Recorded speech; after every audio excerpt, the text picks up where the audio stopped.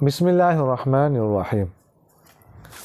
کل ہم نے آخر میں عرض کیا تھا کہ حضرت خدیجہ رضی اللہ عنہا حضور اقدس صلی اللہ علیہ وسلم کو لے گئی ورقۃ بن نوفل کے پاس، جو ان کے چچا زاد بھائی تھے، بہت بڑے عالم تھے۔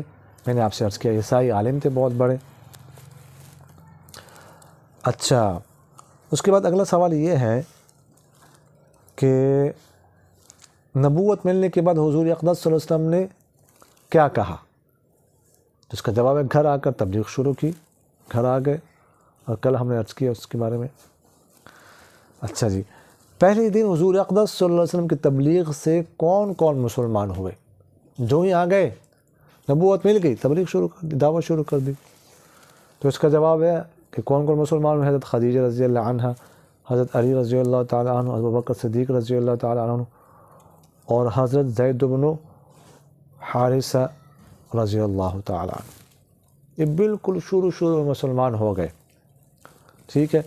سب کے بارے میں آتا ہے کہ سب سے پہلے خدیجہ اسلام لائی، حضرت علی اسلام لائے، ابو بکر صدیق اسلام لائے، زید بن حارثہ اسلام لائے۔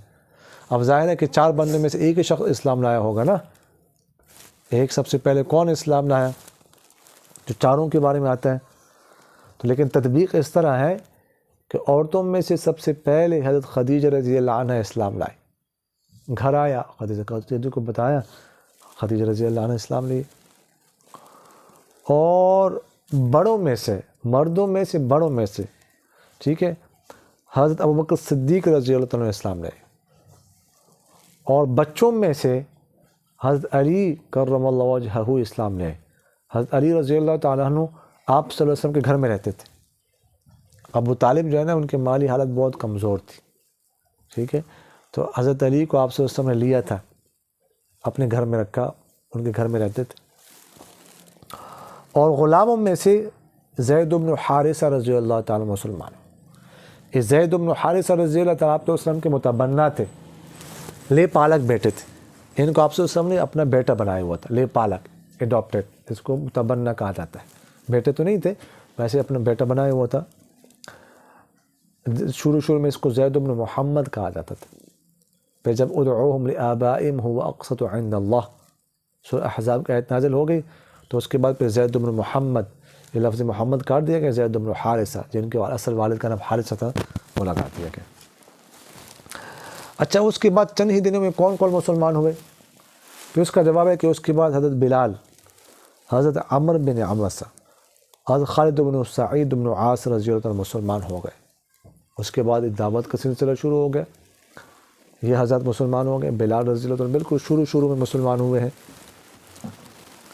اچھا، اگلا سوال ہے کہ حضرت ابوبکر صدیق رضی اللہ عنہ کی کوشش سے پہلے کون مسلمان ہوا؟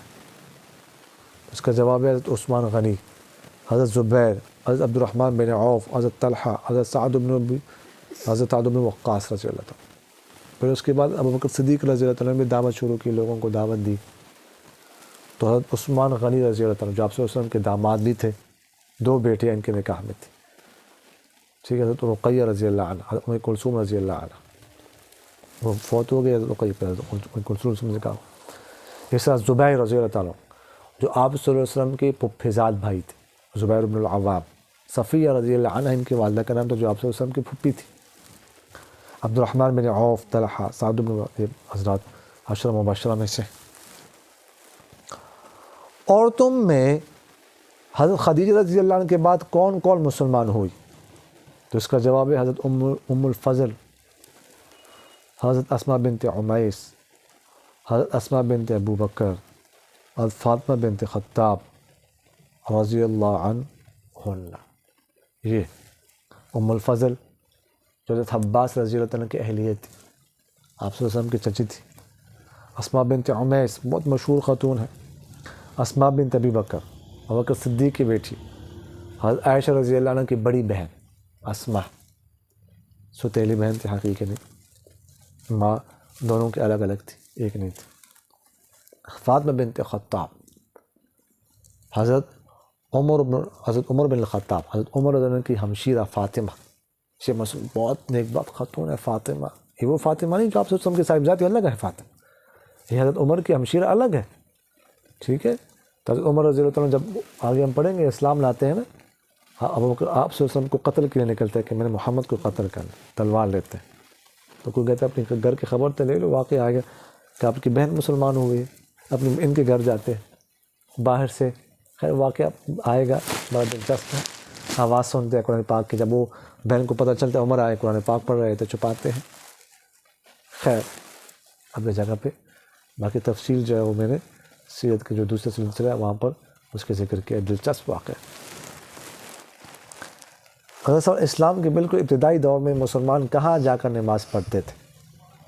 جہاں پہاڑ کی گھاٹی میں جا کر چھپ کے عبادت کرتے ہوتے تھے، اور اسی طرح دار ارقم میں، ٹھیک ہے، وہاں پر جا کے، خیر حضور صلی اللہ علیہ وسلم نے کتنے سال تک خفیہ تبلیغ کی؟ 3 سال تک، 3 سال بالکل چھپ کے ایک کے بعد دوسری بار چھپ کے سے جو ہے نا وہ تبلیغ کرتے تھے۔ اگلا سوال ہے کن آیات کے ذریعے کھل کر تبلیغ کرنے کا حکم دیا گیا؟ جس کا جواب ہے سورہ مدثر کی آیات کے ذریعے کھل کر تبلیغ کا حکم دیا گیا۔ وہ کون؟ یا ایھا المدثر قم فانذر وربک فکبر، اے مدثر، اے چادر اوڑھنے والے، مزمل بھی کمبل اوڑھنے والے، مدثر بھی چادر اوڑھنے والے، قم کھڑے ہو جا، فانذر ڈرا، وربک فکبر اور اپنے رب کی بڑائی بیان کر۔ آیات نازل ہوگی۔ اگلا سوال ہے قریبی رشتہ داروں کو سمجھانے کا حکم حضور صلی اللہ علیہ وسلم کو کس آیت میں دیا گیا؟ تو اس کا جواب ہے کہ وَأَنذِرْ عَشِيرَتَكَ الْأَقْرَبِينَ، یہ آیت نازل ہو گئی کہ اپنے قریبی رشتہ داروں کو ڈرائی، تو آپ صلی اللہ علیہ وسلم نے اپنے خاندان کو بلانا شروع کیا، بلایا، ان کو دعوت دی اس آیت کے بعد۔ اگلا سوال ہے کہ حضرت جبرائیل علیہ السلام کی خدمت میں، حضرت جبرائیل علیہ السلام حضور صلی اللہ علیہ وسلم کی خدمت میں کس شکل میں آتے تھے؟ یہ بات آگے آئے گی۔ آپ صلی اللہ علیہ وسلم نے جبرائیل علیہ السلام کو اپنی اصلی حالت میں صرف 2 دفعہ دیکھا ہے، صرف 2 دفعہ، ٹھیک ہے، ایک شروع میں، بالکل شروع میں جب اقرا، اس کے بعد ایک وحی نازل ہوئی، اور ایک معراج کی شب کہ 600 پر تھے، جبرائیل کے 2 پر کھولے تو پوری دنیا کو ڈانپ لے۔ تو اس کے علاوہ انسانی شکل میں آتے تھے، کس کی شکل میں بن کر آتے تھے، تو کس کی شکل میں زیادہ آتے تھے؟ تو اس کا جواب ہے کہ حضرت دحیہ کلبی رضی اللہ تعالیٰ کی شکل، دحیہ کلبی ایک صحابی تھے، بہت خوبصورت صحابی تھے۔